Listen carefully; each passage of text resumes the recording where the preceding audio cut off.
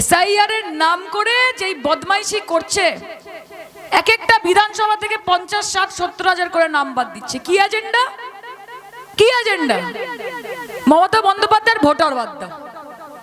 আগে ছিল resort politics, যে জিতছে জিতুক, কোনো অসুবিধা নেই, আমরা রিসর্টে চলে যাব, সেখানে গিয়ে আমরা এমপি এমএলএদেরকে ডেকে নেব, তাদেরকে কোটি কোটি টাকা দিয়ে কিনে নেব।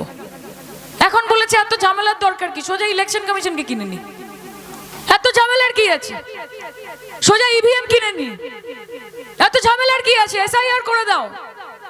একটা সময় ছিল যখন দেশের মানুষ সরকার নির্বাচন করত, এখন এত দুরবস্থা আমাদের দেশের যে সরকার ভোটার নির্বাচন করছে, যে কে ভোটার হবে আমার, আমাকে কে ভোট দেবে। লজ্জা লাগে যে এরকম একটা দেশে আমরা বাস করি। গণতন্ত্রের क्या बोलते ना, धजिया उड़ा दिए, गणतंत्र का धजिया उड़ा दिया है। सबका साथ, सबका विकास, सबका विश्वास, এটাই তো নারা ছিল।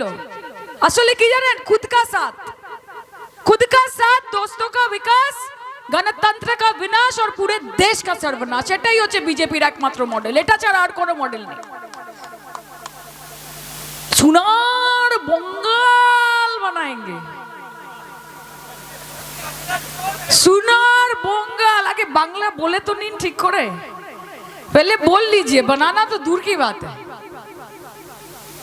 कितने पे एतराज होंगे, আর কি কি ফন্দি আটবেন, আর হাতে কি আছে?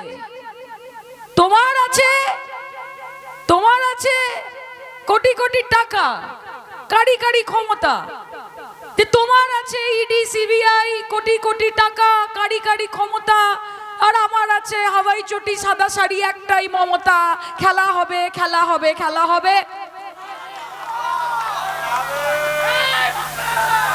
এটা বাংলার মাটি, এটা দুর্জয় ঘাটি, যে बिना যুদ্ধে নাহি দিব সুচক্র মেদিনী।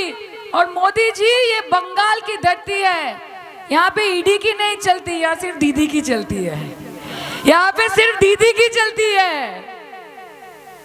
মমতা ব্যানার্জি একটা 5 ফুট 2 ইঞ্চের মহিলা, 70 বছর বয়স, সাদা শাড়ি, হাওয়াই চটি পরে, নাকে দড়ি দিয়ে বিজেপি লিডারদেরকে ঘোরাচ্ছে আর এজেন্সিদেরকে ঘোরাচ্ছে।